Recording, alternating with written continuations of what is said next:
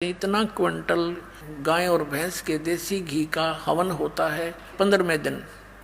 तो ये हवन जो है लकड़ी से करने की अपेक्षा वेदों में भी स्पष्ट किया है कि ज्योति यज्ञ लिखा वेदों में। ये लकड़ गेर के बठबाड़ के हवन करना वेदों में नहीं लिखा। इन्होंने वेदों की आड़ में सारी उल्टी पढ़ाई पढ़ा रखी अपने को। वेदों में ज्योति यज्ञ बताया। ज्योति यज्ञ क्या होता है? एक जोत लगाओ रुई की, 100 ग्राम रुई से आप जोत बना के 5 क्विंटल 6 क्विंटल हवन कर सकते हो घी। हम यहाँ करते हैं। और 5-6 क्विंटल हवन को उन दूसरे तरीके से करें तो कम से कम भी 20 किलो लकड़ी तो जरूर फूकनी पड़ेगी। 40 किलो बेशक फूकनी पड़ जा। तो उस 40 किलो लकड़ी ने फिर प्रदूषण फैलाया। और 100 ग्राम रुई का प्रदूषण 140 किलो लकड़ी का प्रदूषण 100 गुना ज्यादा हो गया।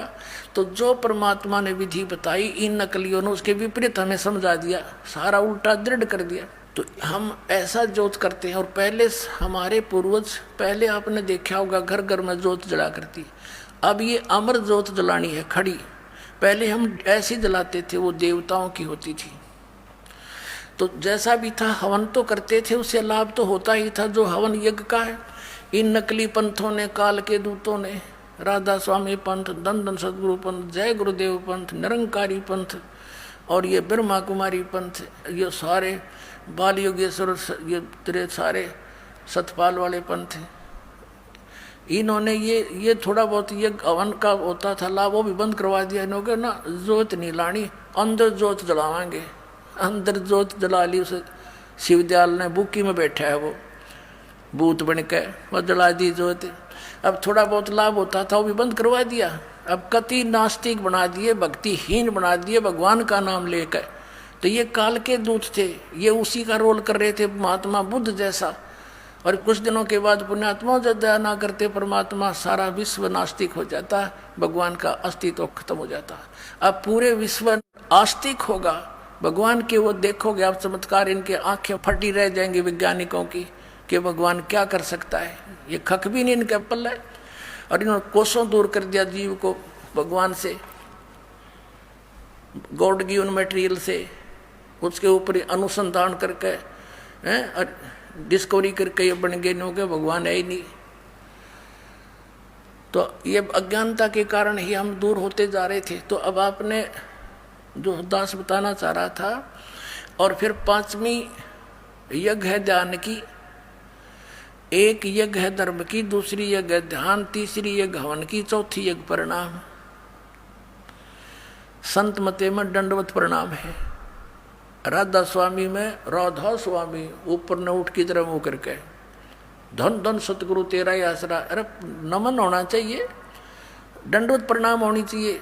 और ये नमस्ते चाली, नमस्ते नो करा करे, नमस्ते नो बरन थप्पड़ दिखावे है कि नमस्ते करें। नमस्ते का अर्थ ये होता है नमस्ते। ये महर्षि दानद ने चलाई नमस्ते, नमस्ते करें। यो नमस्ते हुआ, नमस्ते नहीं हुआ करे, मैं तुझे नमन करता हूँ। और दंडवत प्रणाम होती है संतों की। इससे अहंकार नाश होता है। अहंकार के नाश हुए बिना भगवान नहीं मिल सकता। अहंकार कर और भगवान का एक्सीडेंट है, ये कभी इकट्ठे नहीं रह सकते। जैसे रावण ने अभिमान किया, भक्ति भी करी, खख नहीं मिला उसको। विभीषण ने सत भक्ति की क्योंकि परमात्मा मुनिंदर नाम से आए थे। और विभीषण को वो राज्य भी प्राप्त हुआ। आधीन व्यक्ति को परमात्मा कहे, आधीन को मैं सब कुछ दे दूंगा, मोक्ष भी दूंगा, लेकिन हमने यहाँ की वस्तु तो चाहिए नहीं, हमें तो पीछा छुटवाना है।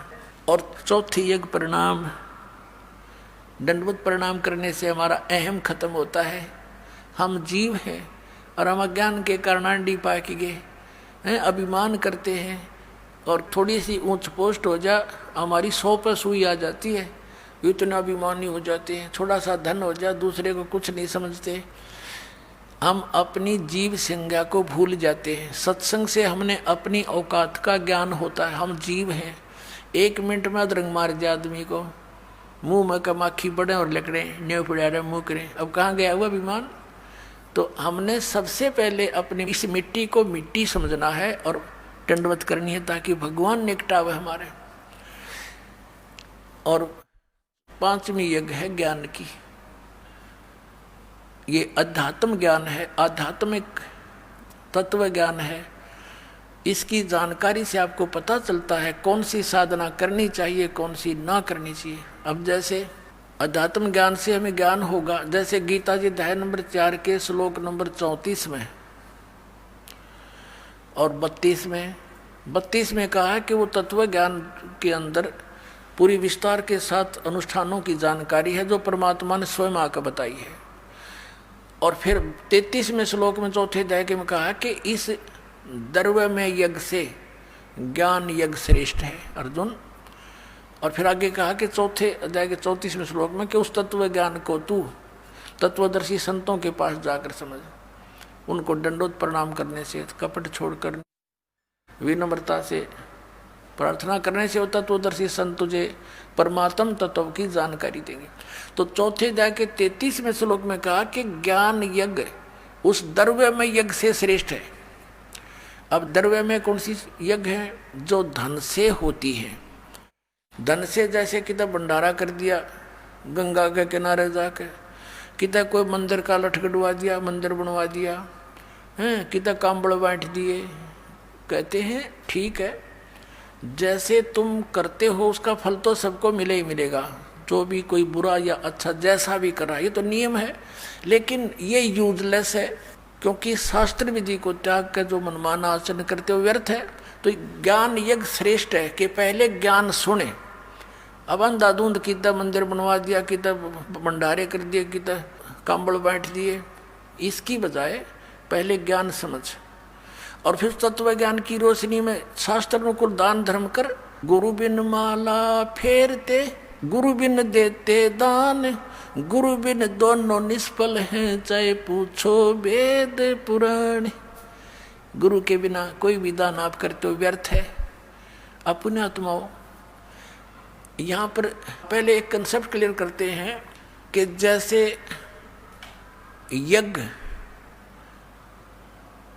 और फिर यज्ञों के साथ साथ वो यथार्थ मंत्र, ये कंप्लीट कोर्स है जन्म मृत्यु के रोग का नाश करने का, पूर्ण मोक्ष प्राप्त करने का।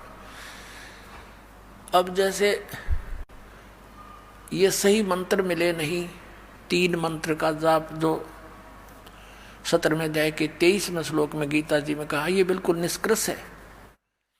और फिर इसके साथ ऑप्शन भी छोड़ दिया कि तत्वदर्शी संत कंप्लीट कोर्स बताओगे, मैं नहीं जानता इसके विषय। जैसे कोई धार्मिक अनुष्ठान करते हैं, अब इन धार्मिक अनुष्ठानों से भी पूर्ण लाभ नहीं, क्योंकि ये तो केवल उस ग्लूकोज का कार्य करेंगे और ग्लूकोज रोग नाश नहीं करता, वो केवल सपोर्ट देता है उस रोग नाश में, शरीर को पानी की पूर्ति करता है, यानी बहुत सहारा देता है।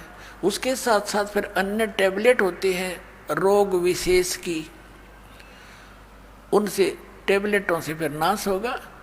तो जैसे ये 500 यज्ञ तो समझो ग्लूकोज है, और ये यथार्थ मंत्र जो आपको दिए जाते हैं सभी, ये आपके कोई कैप्सूल है, कोई पीने की दवाई समझ लो, कोई टैबलेट है, इंजेक्शन है, ये सारा कंप्लीट कोर्स है। इससे आपका जन्म मृत्यु का रोग नाश होगा।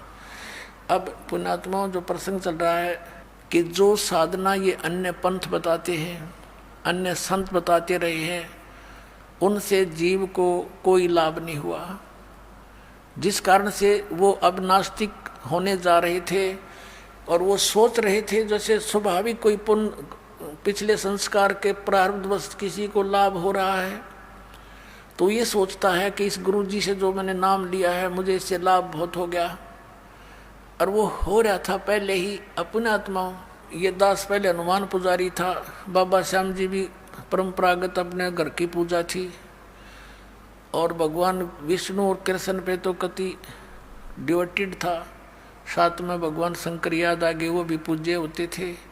तो ये साधनाएं हम कर रहे थे, अपने मनमुखी पूजाएं, कोई जय हो हनुमान की, जय हो बजरंगबली की, 7 बार हनुमान चालीसा, मंगलवार का व्रत, ये हमारी पूजाएं थी। तो हमारे को बहुत सुख होता रहा, जैसे क्लास में उत्तीर्ण हो जाना, फिर नौकरी की प्राप्ति हुई, जेई की सर्विस, बड़ा खुशी मनाई, हमारे बाबा श्याम जी की जय हो, हनुमान जी की जय हो, सारे की जय, श्री कृष्ण जी की जय हो, विष्णु जी की जय हो, बड़ी दया करी। फिर पुत्र प्राप्ति हुई, पुत्री प्राप्त हुई, संतान हुई तो बड़ी खुशी मनाई, भगवान ने बड़ी दया करी, ठीक ठाक बच्चे हो गए, फिर नौकरी मिल गई। तो हम ये सोचा करते इन भगवानों ने जो हम पूजा करते इन्होंने दे दी, अब पता चला ये तो दे ही नहीं सकते कुछ भी, और ना ये पूजा थी जिससे हमें कुछ लाभ हो। तो यही सती थी, समझ लो, इन राधा स्वामी पंथ, धन धन सतगुरु जय गुरुदेव वाले की, और राधा स्वामी निरंकारी, और ये ब्रह्मा कुमारी, और ये जितने भी है सबके, क्योंकि इनकी टेबलेट गलत है, इनकी औषधि गलत है, इसे रोग नाश हो ही नहीं सकता। तो डॉक्टर की औषधि को डॉक्टर बता सके गलत या ठीक, मरीज ने क्या पता। ये दास डॉक्टर है और उनको भी तुम डॉक्टर मानते हो। अब मिलाओ इन कैप्सूलों को, वो तो जानते मारन के हैं, जहर खवा रहे तुम्हारे को, 500 नाम काल के जाप करवा रहे हैं। छोड़ो उनको, भागो परमात्मा के शरण में। बोलो सतगुरुदेव।